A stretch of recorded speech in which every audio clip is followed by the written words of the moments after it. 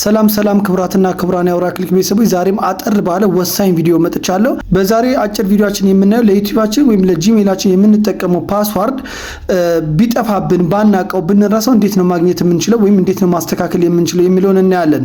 በዚህ ቪዲዮ ግን የምነግራችሁ ምንድነው ሙሉ ለሙሉ በመጥፋት ሳይሆን ለምሳሌ ፓስዋርዳችሁን ወይም ሳታውቁት ዩቲዩብ እየተጠቀማችሁ ወይም ዩቲዩብ እየሰራችሁ ከሆነ ኢሜላችሁ ስትገቡ ክፍት ከሆነ ግን የኢሜላችሁን ፓስዋርድ አሊያም ደግሞ የዩቲዩባችሁን ፓስዋርድ ረስታችሁት ከሆነ ነገር ግን እየተጠቀማችሁ ከሆነና ማወቅ ከፈለጋችሁ ለወደፊቱም ለአንዳንድ ነገር ማወቅ ከፈለጋችሁ እንዴት ማስተካከል እንችላለን ወይም ወደምናቀው ፓስዋርድ እንዴት መቀየር እንችላለን የሚለውን ነው ማሳያችሁ።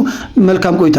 እንግዲህ የምናደርገው ምንድነው እዚህ ጋር እንደምታዩት ኢሜላችን ላይ እንገባለን። እዚች ኢሜላችን ጂሜል የምትለዋን እዛ እንገባለን። ኢሜላችን ውስጥ ከገባን በኋላ ምንድነው የምናደርገው እንደዚህ ከላይ ፕሮፋይል ፒክቸራችን አለች እሷን እንነካታለን።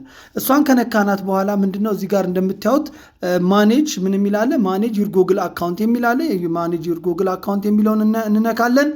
እሱን ከነካን በኋላ ከሚመጣልን ነገር ውስጥ ፐርሰናል ኢንፎ የሚል አለን። ወደ ታች ስንወርድ ደግሞ ጉግል ፓስዋርድ የሚል አለ።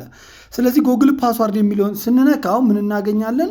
ከዛ በኋላ የምታዩት እንደዚህ ሲመጣላችሁ ምንድነው የምታረጉ አዲስ ፓስዋርድ እዚህ ጋር ትጽፋላችሁ ማለት እነዚህ ሁለት ቦክሶች ከላይ የጻፋችሁትን ደግማችሁ ታችኛው ትጽፋላችሁ ማለት ነው። ስለዚህ ረስታችሁ ጠፍቶባችሁ የነበረውን ፓስዋርድ አዲስ ፓስዋርድ በመስጠት በዚህ አይነት መልኩ ማግኘት ትችላላችሁ። ይሄ ግን የሚሆነው ኢሜላችሁን ስትከፍቱ ጸጥ ብሎ የሚገባላችሁ ከሆነ ዩቲዩባችሁን ስትከፍቱ ፓስዋርድ ሳይጠይቃችሁ ጸጥ ብላችሁ እየገባችሁ ከሆነ በዚህ አይነት መልኩ ታስታውሱት የምትችሉትን አዲስ ፓስዋርድ በመስጠት መጠቀም ትችላላችሁ። ከዛ በኋላ ታች ያለውን ቼንጅ ፓስዋርድ የሚለውን ትነካላችሁ ማለት ነው። ስለነበረን ቆይታ አመሰግናለሁ። መልካም ጊዜ። ቻው